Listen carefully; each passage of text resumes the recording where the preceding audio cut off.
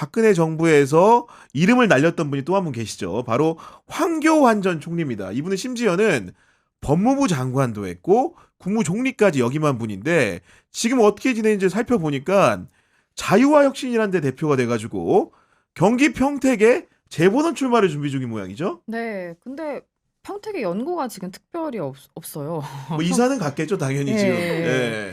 그리고 거기에 이제 지금 나오려고 하는 사람들이 보면 뭐 양양자, 그러니까 국민의힘 쪽에서 보면 양양자 최고위원, 뭐 유희종 전 의원 이런 사람들이 지금 출마를 준비를 하고 있는데, 근데 이제 황교안 전 총리도 고성국 씨랑 친하다고 해요. 아, 그래요? 그러니까 이제 이정현 전 대표에 이어서 네네. 경기고 동기. 예, 경기고에 경기고.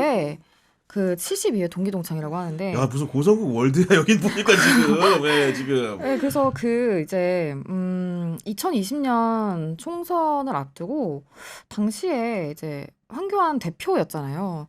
그때 너무 자유한국당 의원들이 고성국 씨를 그렇게 많이 찾아갔었대요. 그러니까 왜냐하면 황교안 대표랑 그때 당시 이제 대표랑 가까우니까 자기가 선거에서 좀 활로를 찾고자 예, 아. 예, 예. 그러니까 뭐 공천관리위원장, 그 공천관리위원장 후보 중에 황교안 대표가 당시에 내 친구 뭐 누구도 있다 했는데 이제 이게 고성국 씨였다는 거죠.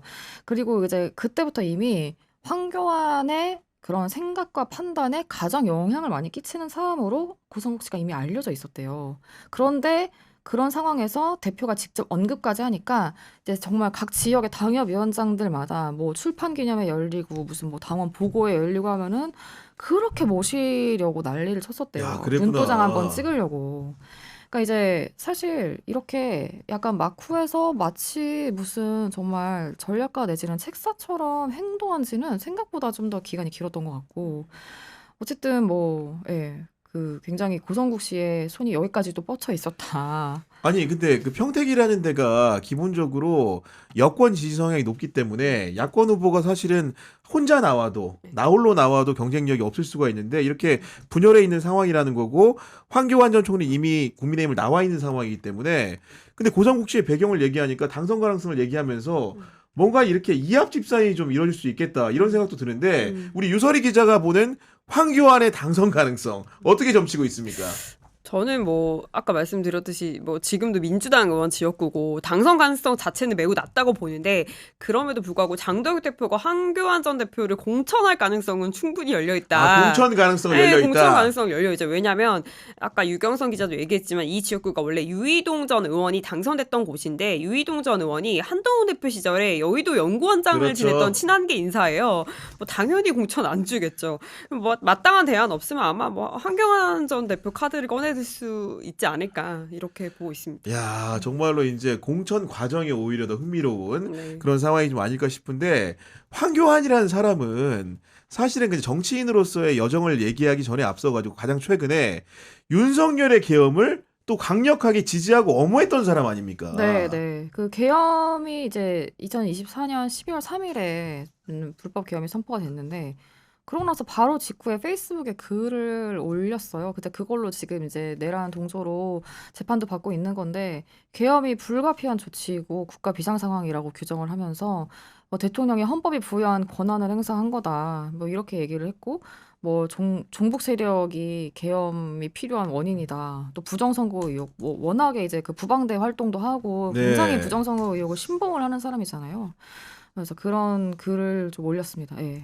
그리고 이분이 사실은 법무부 장관 할 때 했던 게 통합진보당 해산 심판 과정에서 적극적으로 관여를 했기 때문에 오늘날의 내란을 동조하는 그의 모습이 법률적으로는 굉장히 어떻게 보면 이율배반적으로 느껴지기 마련인데 그러면 어쨌든 간에 윤 어게인이라는 표어를 들고 선거를 치는 거기 때문에 그 세력 내에서 황교안을 얼마나 지지하고 그의 영향력이 얼마나 되는지가 중요할 것 같은데 어느 정도로 좀 관측을 하고 있습니까?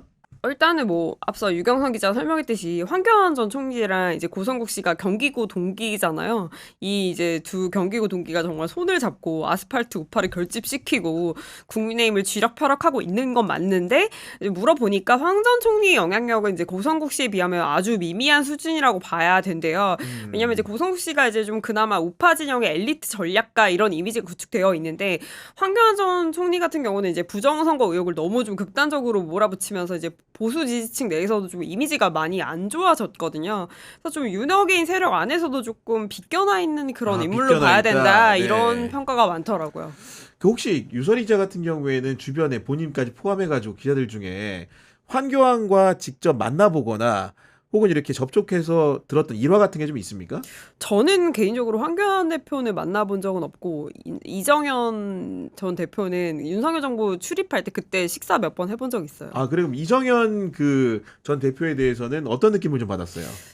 전 사실 만나보면은 극호감일 수밖에 없는 게 굉장히 사람이 좀 소탈하고 좀 진정성 있다 이런 느낌 주고 매사에 또 막 몸을 던져서 워낙 열심히 하신 스타일이라서 이제 그런 일화 같은 걸 들으면 되게 감동적이에요.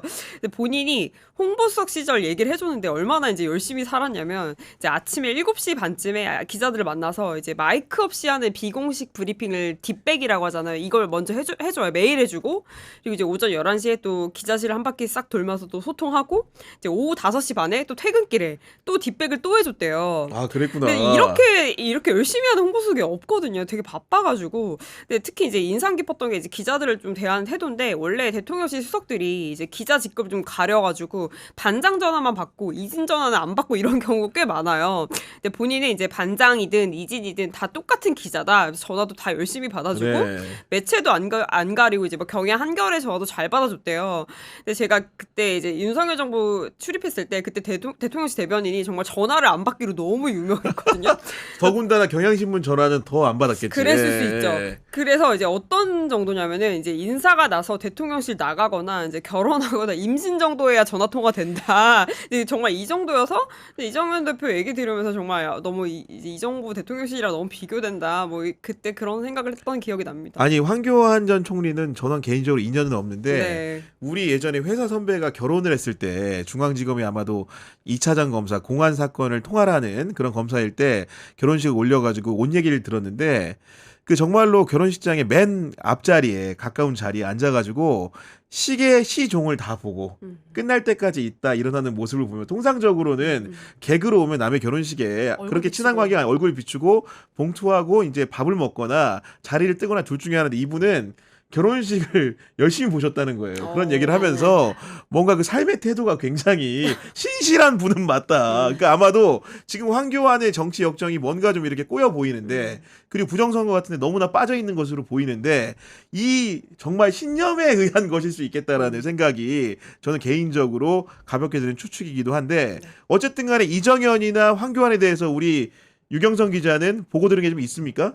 저도 사실 그 황교안 전 대표를 한 번 식사를 해본 적이 있어요. 아, 그때. 그래요? 그러니까 이제 그때 본인이 대선을 준비를 하겠다라고 진지하게 이제 생각을 하시면서 이렇게 봤는데 근데 사실 특별히 재미있는 얘기나 이런 건 없었어요. 근데 임팩트가 없었지만 말씀하신 것처럼 기억에 남는 거는 너무나 진지하고 아, 목소리부터 굉장히, 진지하잖아요, 예. 지금 보면은. 예. 아니, 그리고 이제 뭐 아까 이정현 위원장 그 뭐 전화 잘 받았다고 하는 것처럼 사실 되게 전화를 잘 받고 아, 황교안 전 네, 대표도 네, 전화를 잘 받습니까? 전화 네. 잘 받아주고 뭐 그리고 항상 이 전화를 하면은 막 이렇게 굉장히 점잖아요. 일단은 전화 응대 매너는 네 유기자 막 약간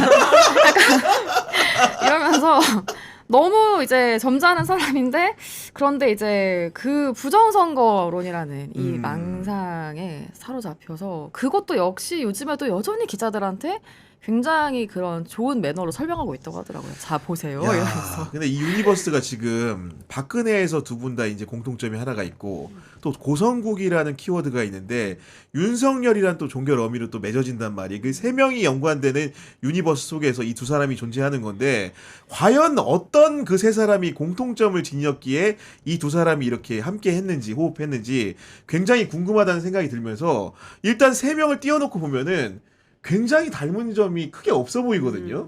근데 이 세 사람과 호흡을 맞췄던 두 사람은 어떤 장기가 있었을까? 과연 그 세 사람에게 맞춰준 것일까? 아니면 우리가 모르는 관통하는 공통점이 있어서였을까?